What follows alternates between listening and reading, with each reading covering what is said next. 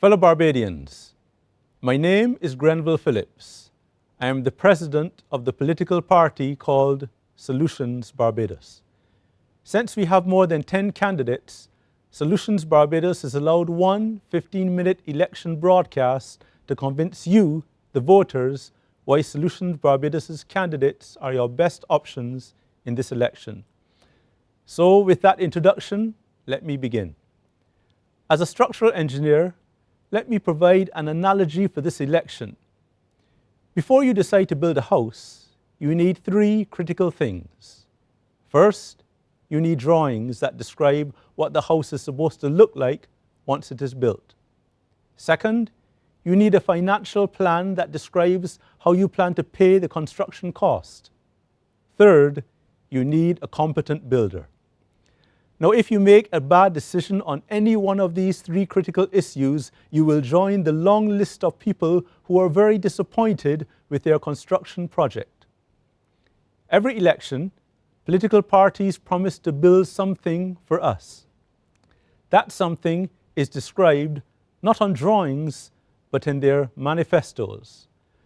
Political parties try to outpromise each other because they have learnt that Barbadians will vote for the most expensive promises without questioning their costs. When you review the manifestos this time, please bear in mind that the national credit card has been maxed out and we have defaulted on paying our debts.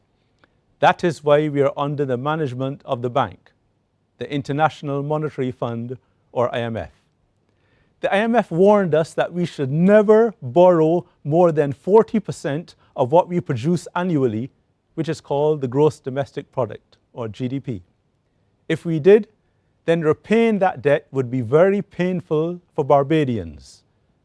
The last Barbados Labour Party administration unnecessarily took Barbados from the safety of 30% GDP debt past the 40% GDP debt limit that the IMF warned us never cross to approximately 90% GDP debt. Rather than apologize to us for this recklessness, they tell us that we should be grateful and celebrate their great economic brilliance of spending our children's money. The last DLP administration promised to pull Barbados back from the brink of foreseen economic ruin. Instead, they unnecessarily pushed our debts to over 150% of GDP to make Barbados one of the most indebted nations on this planet. Whatever plan they had evidently did not work. The current Barbados Labour Party administration has not fared any better. First, they defaulted on our foreign loans and surrendered Barbados to the IMF when they did not need to. Then they confiscated part of our pensions and retirement savings and do not plan to release all of the remainder until the year 2033. Despite this, the debt is still around 150% of GDP. 7 years ago, we published our economic and social plans on solutionsbarbados.com for the public to examine. Our 4-point economic recovery plan comprises 1. Lowering taxes, 2. Improving the management of government services, 3. Depoliticizing the public service, and 4. Eliminating corruption. All of these are proven to improve a national economy. Our policies were costed and independently reviewed by a fellow of the Institute of Chartered Accountants of Barbados, who noted that our assumptions were, and I quote, ultra-conservative, end of quote, and that we can run a surplus in our first year without laying off a single public worker or reducing their salary. We can do this while eliminating VAT and without requiring any external funding. He recommended that the other parties who wanted to go to the IMF needed to look at our plan. They would not. So far, we have described the first two critical issues: the house drawings or manifesto, and the financial plan to fund the promises. The third issue is to select persons to build or implement the plans. Solutions Barbados's candidates all love and fear God. They are highly competent, capable, and experienced persons who work and are paid for what they do. They are all wealth creators and can be trusted to manage Barbados a lot better than what we have had before. Actually, I could not imagine that Barbados' economy could be managed any worse. But both the Barbados Labour Party and the Democratic Labour Party kept proving me wrong. Unfortunately, for us all, that was not a joke. I will use my remaining time to share some of our recent policies so that you may know our heart. On the COVID-19 response, Solutions Barbados is against any mandatory COVID-19 vaccinations. This includes being against any discriminatory practices against unvaccinated and partially vaccinated persons. Instead, we will promote evidence-based voluntary treatments for those infected. We also plan to allow sampling for antibodies to estimate the true population of persons with antibodies, instead of the current method of only counting those who got antibodies through vaccination. It makes no sense to exclude those who got antibodies naturally when trying to determine whether we have reached herd immunity. We will allow evidence-based discussions on any topic in Barbados, including COVID-19. That brings us to the Republic, where only one side of this issue was allowed to be presented. In 1966, Errol Barrow asked the public for their consent before making us an independent country. The people gave their consent in the 1966 general election, and we became a fully independent and sovereign nation.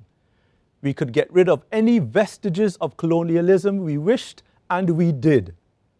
We chose to keep our defense insurance against aggressor nations because we cannot afford to defend this island on our own.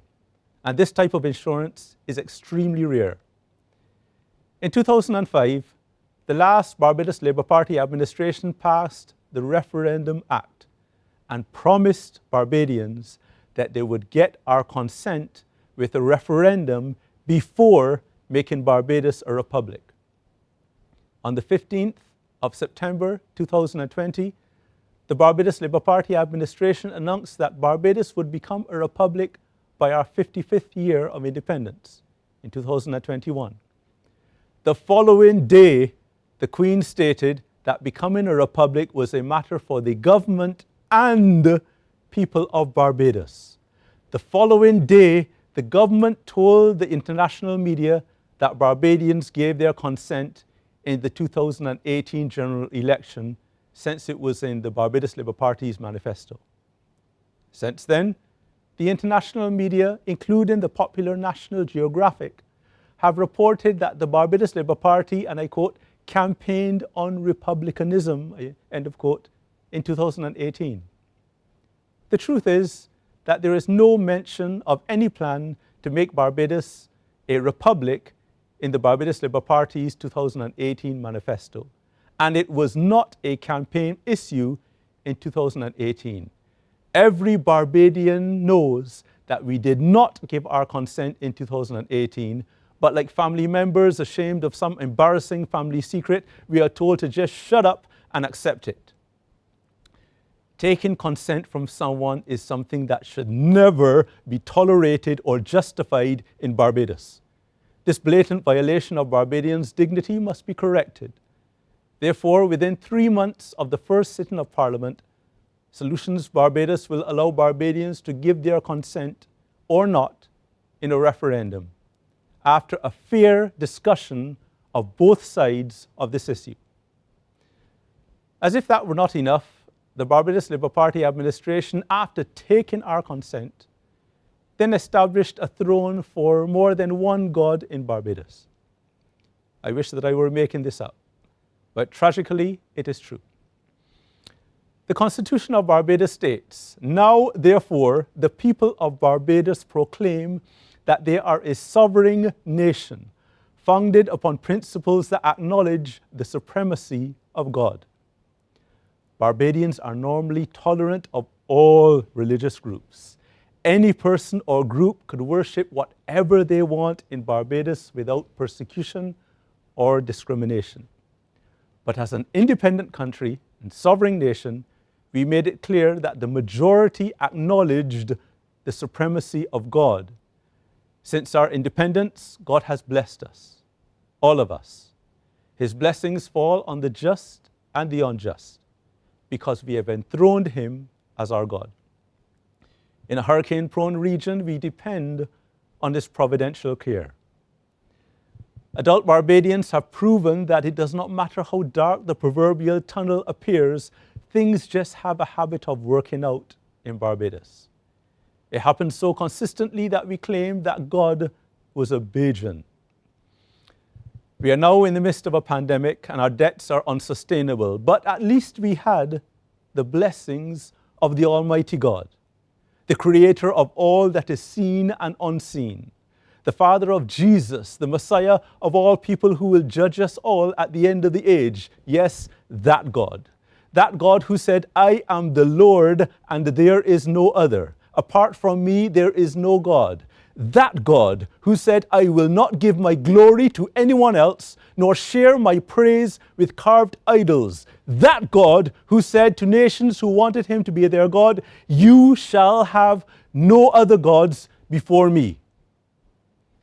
In less than 2 months ago, on the 24th of November 2021, our Parliament passed a new Charter of Barbados for the new Republic.